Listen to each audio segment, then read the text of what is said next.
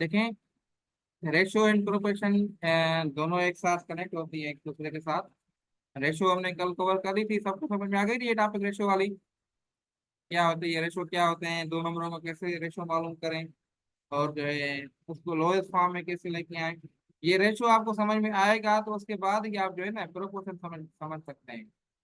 नहीं तो आपको जो है ना परेशानी होगी। तो जो स्टूडेंट्स रेशो को जिन्होंने रिकॉर्डेड लेक्चर नहीं सुना है तो वो जरूर देख लें, ताकि जो है उनको मसला ना हो आगे समझने में।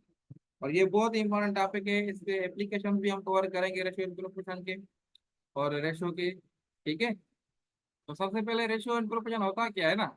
सबसे पहले मैं आपको बताऊं कि रेशियो क्या है, दो नंबरों की आपस में कंपैरिजन होती है, जैसे ए रेशियो बी था। ठीक है, अगर से मैं कहूँ आपको कि दो रेशियो है हमारे पास, एक रेशियो ए रेशियो बी है, दूसरा रेशियो जो है सी रेशियो डी है। ठीक है, तो ये आपके पास एक रेशियो ये है, दूसरा रेशियो ये है। इसको हम ए अपान फॉर्म में भी ए अपान बी फॉर्म में भी लिख सकते हैं, इसको हम सी अपान डी फॉर्म में भी लिख सकते हैं। ऐसा ही है।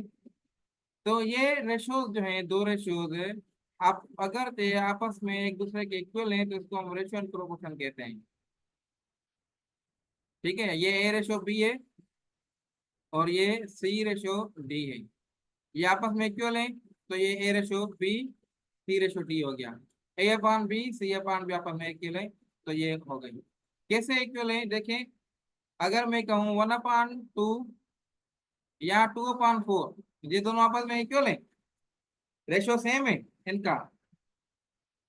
कल हमने डिस्कस किया था ना कि किसी भी रेशियो को लोएस्ट फॉर्म में लेके जा सकते हैं। तो ये देखें, 2/4 को 2/4 को मैं 1/2 के फॉर्म में लिख सकता हूँ ना। तो मैं कह सकता हूँ कि 1/2 रेशियो इज इक्वल टू 2/4। ठीक है, तो इसको हम रेशियो प्रोपोर्शन कहते हैं। इसको लिखते कहते हैं, इसको मैं ऐसे भी ये लिख सकता हूँ, 1/2 बराबर है 2/4 के। ये भी मैं ऐसे भी लिख सकता हूँ। क्लियर हो गई ये बात। तो अब इसको जो रेशियो प्रोपोर्शन को लिखने का तरीका है, ये नहीं है जो मैंने अभी आपको लिखा बताया, ये मैंने आपको कॉन्सेप्ट समझाया है। इसको लिखने का तरीका कुछ ऐसे है कि आपने जो है ये सेम पॉइंट में इसको इधर लिखता हूँ कि 1/2, ये प्रोपोर्शन आप ऐसे देंगे, चार डॉट देंगे। ठीक है, और 2/4। तो ये रेशियो के लिखने का ये तरीका है, और रेशियो प्रोपोर्शन लिखने का ये तरीका है। आई थिंक आपको क्लियर हो गई होगी बात। मजीद जो है कोई कंफ्यूजन है तो बेशक आप मुझसे पूछ लें, फिर आगे मैं फर्दर फॉलो करूँगा।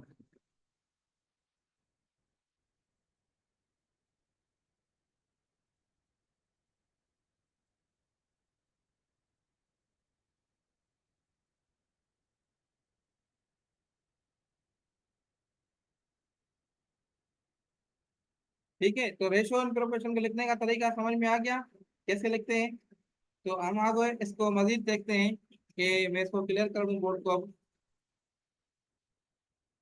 तो ये आपके पास लिखने का तरीका क्या है कि आपने ऐसे लिखा कि ए रेशियो बी रेशियो, ये proportion to C ratio D. अब इसमें जो है ना, ये आपके जो है ये दो आपस में जो बीच वाले नंबर है ना, इनको हम कहते हैं मीन।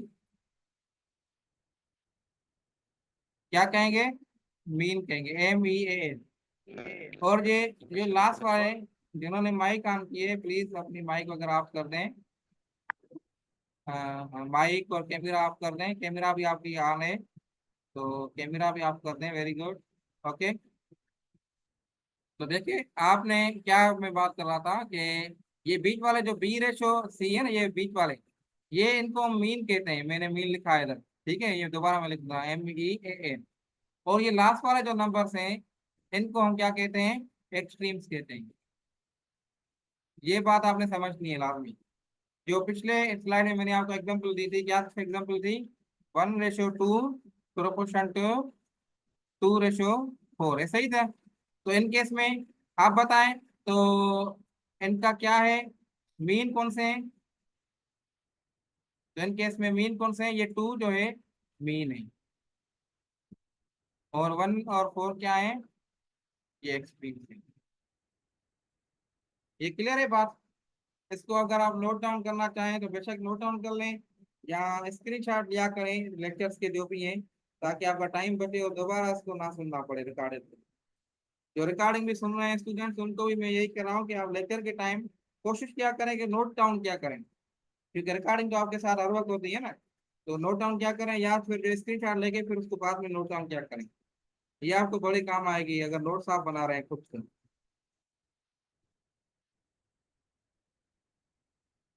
इसको अब पढ़ने का तरीका क्या है, क्योंकि पढ़ने का तरीका आपको आना चाहिए। तो इसको हम ऐसे लिख सकते, ऐसे पढ़ सकते हैं। अब देखें, कल मैंने ए रेशो बी का पढ़ाया था ना, ए रेशो बी को आप कैसे स्टडी कर सकते हैं। ए रेशो बी को कैसे स्टडी कर रहे थे, A is to B, A is to B, ठीक है। तो इसको ऐसे लिख सकते हैं, और उसके बाद ये इक्वल है, ये equal to C is to D. Ratio का कैसे स्टडी कर रहे थे। अब ये मैंने मिक्सअप कर दिया थोड़ा, इसको मैं सेट करके लिखूँ। अगर ए रेशो बी की मैं पहले बात करूं, ए रेशो बी को कैसे लिखते हैं, A is to B to B, ठीक है। ऐसे ही समझाया था मैंने। अब इसके इसकी निशानी का मतलब क्या है, इक्वल की। तो ये मतलब है इक्वल टू, इसको मैं आगे इधर लिखता हूँ, सी इज टू डी। इसको लिखने का, समझने का, पढ़ने का ये तरीका है। ए रेशो बी, अगर आपको सिंपल कहा है, A ratio B equal to C ratio D. 1:2 equal to 2:4, या फिर 1:2 इक्वल टू 2:4। आ रही मेरी बात समझ में। तो इसको ऐसे जो है आप लोग लिख सकते हैं। एक्सट्रीम और मीन का भी मैंने आपको बता दिया। अब आपने दूसरी क्या लॉजिक है इसमें, कि आप लोगों को कंटिन्यू रेशियो, मैंने कल आपको डिस्कस किया था, कंटिन्यू रेशियो भी होते हैं। याद आ रहा है कुछ। कंटिन्यू रेशियो मैंने क्या बात की थी, कि अगर जे आप लोगों का ये दो सेम होंगे, ठीक है, मीन सेम होंगे, तो कंटिन्यू रेशियो होगा, मतलब A:2:4। इसको ऐसे लिख सकते हैं, ठीक है। अभी मैं थोड़ी आगे थ्योरी बता रहा हूँ आपको, फिर आगे जब प्रैक्टिकल हम एग्जाम्पल करेंगे तो इंशाल्लाह आपको चीजें क्लियर होती जाएंगी। ठीक है, कंटिन्यू रेशियो जो रे हो गई। अब जो है एक्सट्रीम और मीन की जो मैं बात आपको बता रहा था, एक्सट्रीम और मीन की, तो एक स्टेटमेंट है, ये आपने अपने ध्यान में रखनी है, ये आपको थ्रू आउट लाइफ काम आएगी, कि हमेशा जो है product of extremes is equal to product of means, ठीक है। प्रोडक्ट ऑफ एक्सट्रीम्स मैं तो लिख देता हूँ, product of extremes is equal to product of mean. ये स्टेटमेंट आप हमेशा अपने जहन में रख लें, ये आपको थ्रू आउट दी करियर काम आएगी, टेस्ट में भी आगे भी। प्रोडक्ट ऑफ एक्सट्रीम बराबर है प्रोडक्ट ऑफ मीन्स। अब प्रोडक्ट ऑफ एक्सट्रीम, प्रोडक्ट का मल्टीप्लाई मतलब क्या होता है, मल्टीप्लीकेशन। प्रोडक्ट ऑफ एक्सट्रीम मतलब इस केस में एक्सट्रीम कौन से हैं, एक ए है, दूसरा डी है। तो A multiply by D is equal to product of mean कौन से हैं, बी मल्टीप्लाई बाय सी। तो ये आपकी स्टेटमेंट बन गई। या इसको ऐसे भी लिख सकता हूं मैं, A D is equal to B C. ये हमेशा सेम होंगे। अब मैंने जो एग्जांपल ये दिया है इसमें कि देखें, तो प्रोडक्ट ऑफ एक्सट्रीम, एक्सट्रीम के प्रोडक्ट करें ए और डी, 1 और 4 मल्टीप्लाई करें, क्या जवाब आएगा, 1 और 4 इज इक्वल टू 2 × 2 ऐसा ही है। तो देखें क्या आंसर आया है, 4 आया है, ये भी 4 है। तो ये देखें इक्वल हो गए। आपको जो भी रेशियोज मिलेंगे, जो भी रेशियो प्रोपोर्शन मिलेगा, उसमें हमेशा हमेशा एक्सट्रीम और प्रोडक्ट की जो मल्टीप्लीकेशन होगी, प्रोडक्ट ऑफ एक्सट्रीम्स और प्रोडक्ट ऑफ मीन्स आपस में बराबर होगी हमेशा।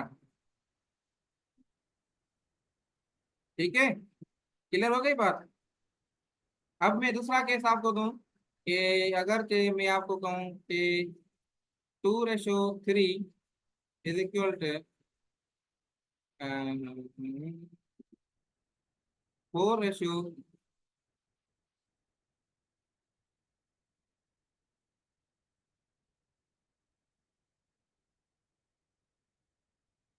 12 करो, 12। इसका बताएं, ये रेशियो आपका में बराबर है।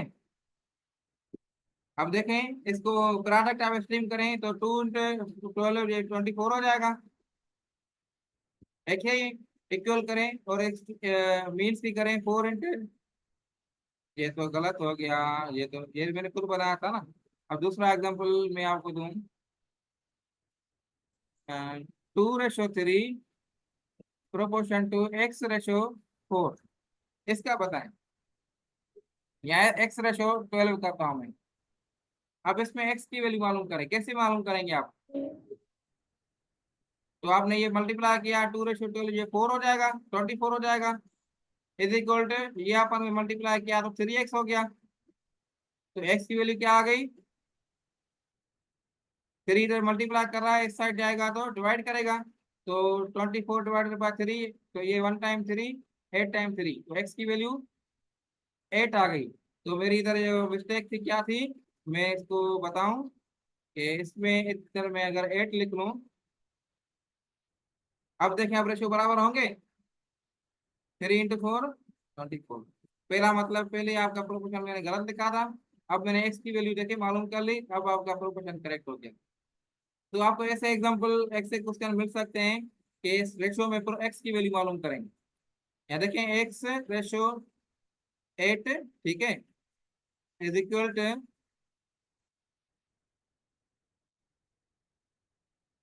1/4। अब इसमें x की वैल्यू मालूम करें तो कैसे होगी? आप प्रोडक्ट आप एक्सट्रीम करेंगे।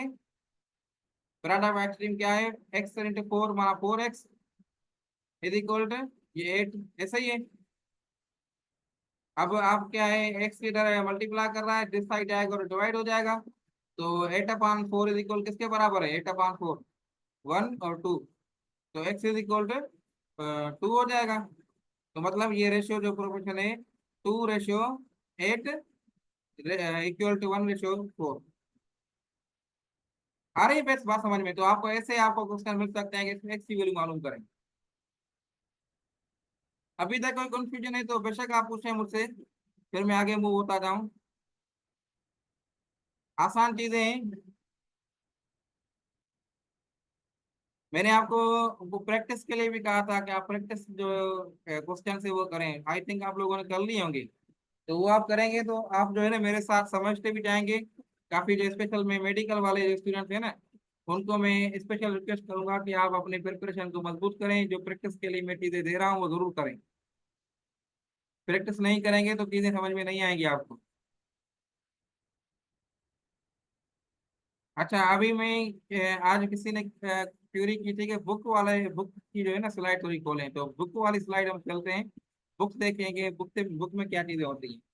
अब प्रोपोर्शन की चीजें हमने कवर की थी, ये आपने देखें, ये चीजें सारी लिखी हुई हैं।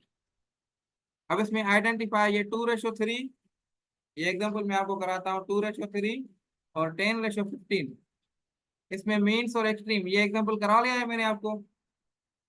ऐसा ही एग्जाम्पल इसमें आपने जो है मीन और एक्सट्रीम मालूम करना है। मालूम कर सकते हैं आप लोग इसमें? तो मीन एक्सट्रीम क्या मैंने बताया था आपको? एक्सट्रीम जो है, एक्सट्रीम कौन से हैं? 2 और 15 एक्सट्रीम से। तो देखिए 2 और 15 एक्सट्रीम से, 3 और 10 जो है ये मीन से। ये आप खुद थोड़ी प्रैक्टिस कर लीजिएगा ताकि जो है आपको चीजें आसान लगे।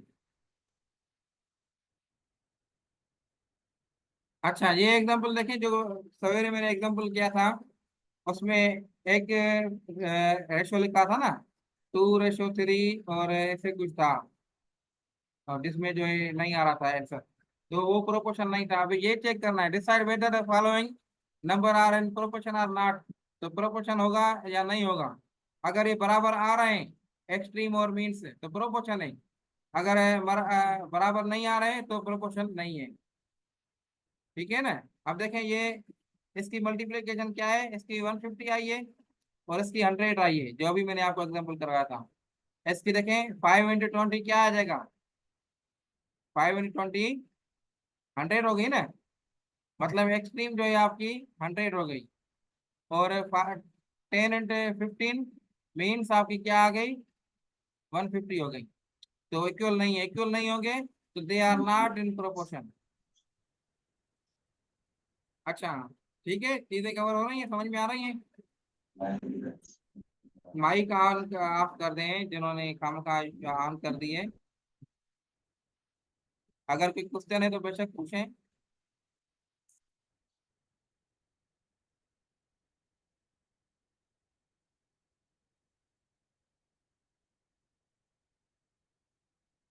अब हम बात करते हैं कि एक्स की वैल्यू मालूम करें। जो एग्जांपल से मैंने आपको करवाया, थोड़ा एक दो एग्जांपल बुक से भी मैं आपको करवा देता हूँ। कि ये देखें एक्स की वैल्यू 33, ये देखें 33/x3 और x/27। इसमें एक्स की वैल्यू कैसे मालूम होगी, 33 मल्टीप्लाई बाय 27, ठीक है। और इक्वल इक्वल टू क्या है, 3 × x, 3x आपने की। अब आप बताएं कि इसका क्या होगा आंसर। अब ये जो है मैं इधर लेके आता हूँ 3, ये 3 इधर मल्टीप्लाई करा इधर जाएगा और डिवाइड हो जाएगा। 33 × 27/27 divided by 3 is equal x. तो 1 टाइम 3, 11 टाइम 3, तो 11 × 27 किसके बराबर होता है, ये 3 इसके साथ भी डिवाइड होगा। या फिर आप इसको ऐसे भी कर सकते हैं, पहले आप 33 × 27 करें, क्या जवाब आएगा, 33 × 27, यस। 9। 891 आंसर आ रहा है। तो 891, और आपका जो इक्वल टू 3x। अब x मल्टीप्लाई हो रहा है, डिवाइड करेगा इधर, तो ये 891 को आप 3 से डिवाइड करें तो आपका 297 आंसर आ रहा है। तो ये सेम तरीका जो अभी मैंने आपको समझाया था। x या y कहीं पर, अब इसमें इस केस में y है तो कहीं पर भी हो, आप इसको ऐसे सॉल्व कर सकते हैं।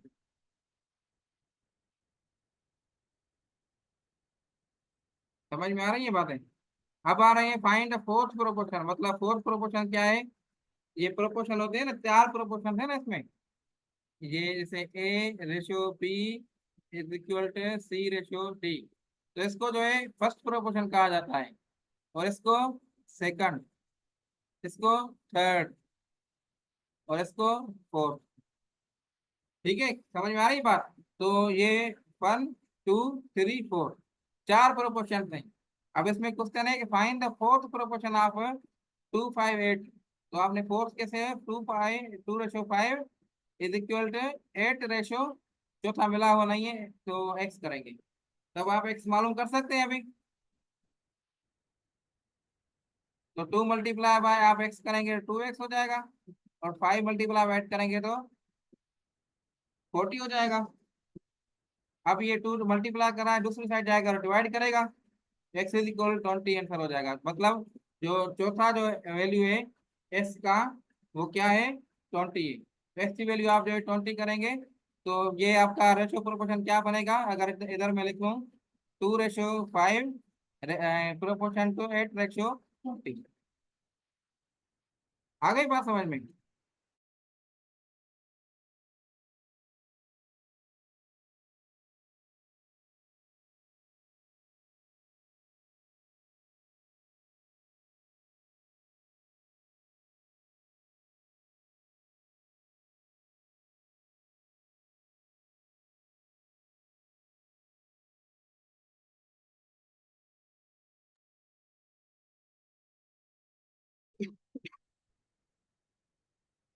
ओके, तो ये चीजें थी, आप लोगों को समझ में आ गई हैं, ये बेसिक चीजें थी। ठीक है, अब तक जो हमने चीजें कवर की हैं उसमें कोई क्वेरी हो।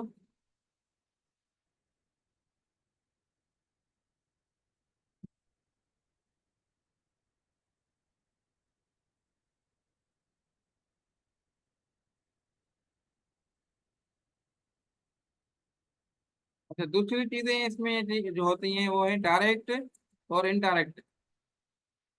ठीक है। डायरेक्ट इनवर्स चीजें होती हैं। इनवर्स क्या है? चार चीजें हैं ना।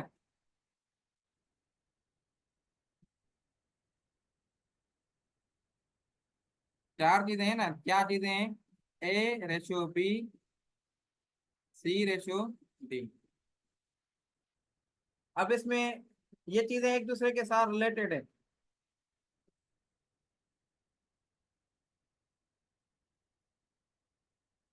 कैसे?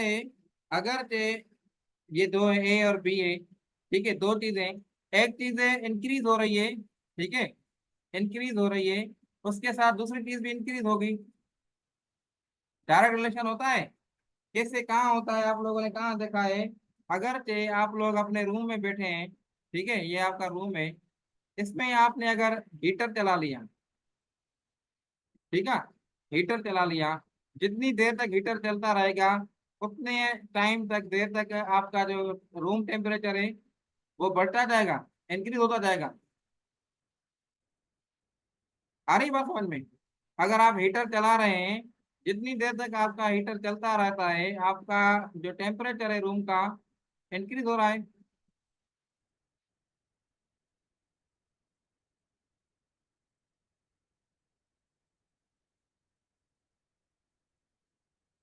तो इसको हम जो है ना डायरेक्ट रिलेशन बोलते हैं।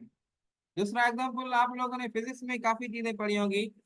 तो अगर आपका अभी डायरेक्टली प्रोपोर्शनल टू आए, अगर वोल्टेज बढ़ेगा तो करंट भी बढ़ेगा, करंट बढ़ेगा तो वोल्टेज बढ़ेगा। एफ, आपने न्यूटन की इक्वेशन पढ़ी होगी, F is directly proportional to A. अगर आपका फोर्स बढ़ेगा तो एक्सीलरेशन भी बढ़ेगी। ये चीजें पढ़ी है ना आप लोगों ने। एक चीज बढ़ती है तो दूसरी चीज भी बढ़ती है, तो इसका मतलब जो है डायरेक्ट रिलेशन है।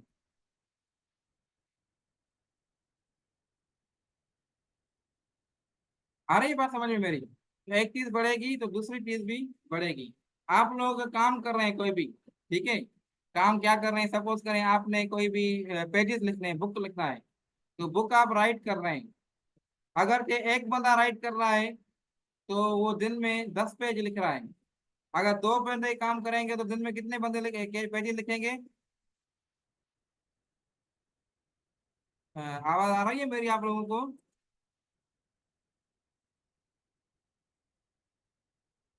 अगर दो बंदे काम करेंगे तो दिन में जाहिर बात है, ये एक पेज है, एक बंदा 10 पेज लिख रहा है, दो बंदे काम करेंगे तो 20 बंदे 20 पेज लिखेंगे। ऐसा ही है, तीन बंदे काम करेंगे तो 30 पेज लिखेंगे। तो ये मतलब ऊपर वाली चीज में पर्सन लिख रहा हूँ और नीचे पेज लिख रहा हूँ। तो आपने नोट किया कि हम बढ़ाते जा रहे हैं, पर्सन बढ़ाते जा रहे हैं काम वाले, तो पेजेस वाले काम, हमारा काम जो है वो भी ज्यादा हो रहा है, इंक्रीज हो रहा है। तो ये हमने देखा कि इसको जो है हम डायरेक्ट रिलेशन कहते हैं।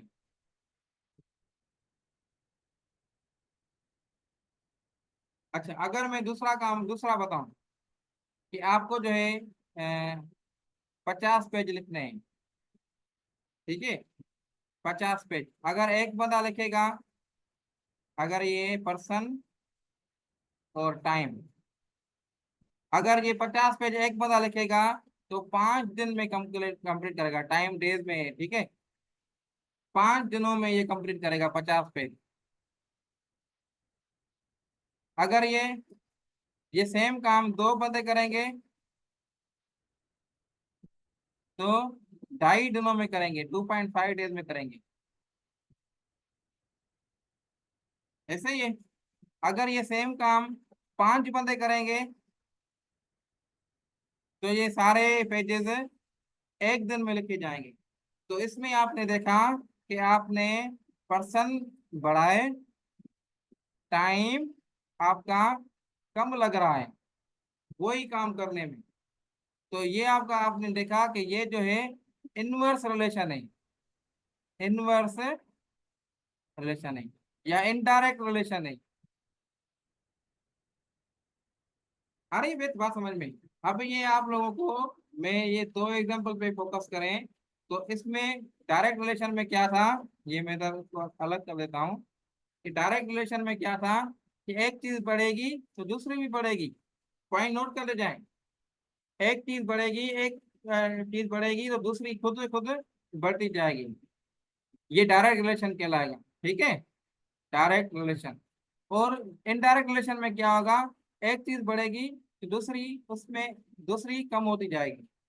जितने परसेंट बंदे बढ़ाते जाएंगे उतना टाइम आपका कम लगता जाएगा।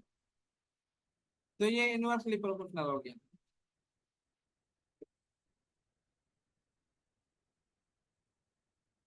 ठीक है, ये बात समझ में आ गई आपको।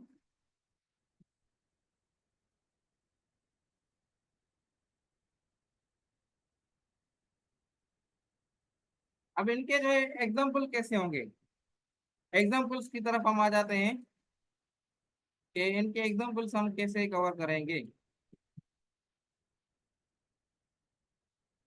ये इसकी थ्योरी भी लिखी हुई है, आप बेशक इसको थ्योरी को अगर फॉलो अप करें बुक से। तो ये एग्जाम्पल वन है, ये मैं आपको कराता हूँ उधर। कि if the 20 metre glass is used to make 4 dresses. ठीक है, 20 मीटर ग्लासेस जो है ये रिक्वायर्ड है 4 ड्रेसेस बनाने के लिए। How much glass is required to make 15 dresses. ठीक है, आ रही बात समझ में अब तक।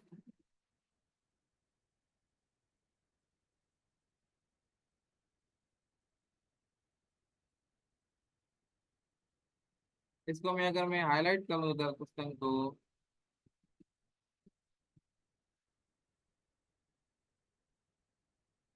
अब आप इसका आंसर बताएं।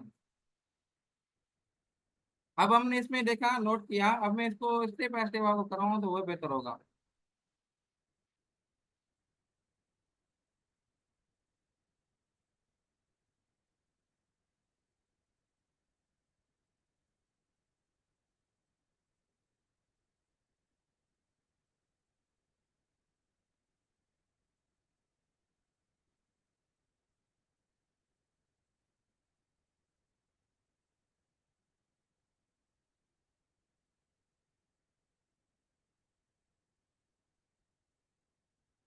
If 20 metre glass is use to make 4 dresses. अगर 4 मीटर ड्रेस का चाहिए, ये मेरा सॉल्व भी किया हुआ है। तो 4 मीटर चाहिए तो कितने चाहिए, 20 मीटर। चार आपने कपड़े सिले हैं, बनाने हैं, ड्रेस बनाने हैं, तो 20 मीटर क्लाथ चाहिए। अगर जो आपको 15 मीटर 15 क्लासेस बनाने हैं तो कितना कपड़ा दरकार होगा, कितने क्लास दरकार होंगे। तो इसकी वैल्यू मालूम करनी है। ठीक है, तो इस केस में देखें कि आप लोगों का, अगर आप कप ड्रेसेस बढ़ाएंगे तो क्लासेस की जो मीटर की रेंज है वो बढ़ती जाएगी ना। चार चार मीटर, चार का ड्रेसेस जो है 20 मीटर में बनते हैं। तो 15 ड्रेसेस चाहे जाहिर बात है जो भी वैल्यू होगी 20 से ज्यादा ही होगी ना। आ रही बात समझ में, कम नहीं होगी। अगर 4 ड्रेसेस जो है 20 मीटर में बन रहे हैं तो ऐसा नहीं हो सकता कि 15 मीटर जो है 10 10 मीटर में बने, 15 ड्रेसेस जो है 10 मीटर में बने। जाहिर बात, उसके लिए यहाँ 100 मीटर लगेंगे, यहाँ 15 50 मीटर लगेगा, मतलब 20 से नंबर बड़ा होगा। ऐसा ही है। तो हमने क्या किया कि ये आपने नोट किया कि ये डायरेक्ट रिलेशन है। अगर एक चीज बढ़ा रहे हैं तो दूसरी भी बढ़ रही है। ये भी, ये बात आपने इस स्टेप में समझनी है। तो ड्रेसेस बढ़ा रहे हैं तो क्लासेस की मीटर भी बढ़ रहे हैं। तो इस केस में आप देखें, अब आपने क्या किया, ड्रेसेस बढ़ा, इसको एरो दे दिया, ड्रेसेस बढ़ रहे हैं और क्लासेस भी बढ़ रहे हैं। तो आपने क्या किया, उसको लिखा 4 15, 4:15, और प्रोपोर्शन की निशानी, फिर 20:x। ठीक है, अब आपने एक्स की वैल्यू मालूम करनी है। अब आई थिंक आपको मैंने समझा है तो आप मालूम कर सकते हैं। कैसे मालूम की थी, एक्सट्रीम्स और प्रोडक्ट की मल्टीप्लीकेशन। तो आपने इनकी मल्टीप्लीकेशन की तो ये 4x हो गया, इज इक्वल टू, और 15 × 20 क्या होगा, 300 हो जाएगा। ऐसा ही है। अब 4x से मल्टीप्लाई कर रहा है, इस साइड जाएगा तो डिवाइड करेगा, तो x की वैल्यू क्या आ गई, 75 मीटर आ गया। तो मतलब 75 मीटर जो है रिक्वायर्ड है इसमें 15 ड्रेसेस के लिए। इस तरीके से आप रेशो एंड प्रोपोर्शन के वर्ड प्रॉब्लम सॉल्व कर सकते हैं। आपको क्वेश्चंस में ऐसे क्वेश्चंस आएंगे पेपर में, ऐसा क्वेश्चन अगर आ गया तो ये बड़ी नेमत होगी आपके लिए, हलवा हो जाएगा आप तो। लेकिन आपको ऐसे वर्ड प्रॉब्लम दिया जाएगा, फिर आप उसको समझ के, रेशो समझ के फिर उसको सॉल्व करना है। ठीक है, मजीद इंशाल्लाह इसकी प्रैक्टिस हम कल वाले लेक्चर में करेंगे, जिसमें ढेर सारे मैं आप लोगों के लिए एग्जाम्पल भी लेके आऊंगा। इसके लिए आप लोगों को ये सारे कॉन्सेप्ट समझने हैं। ठीक है।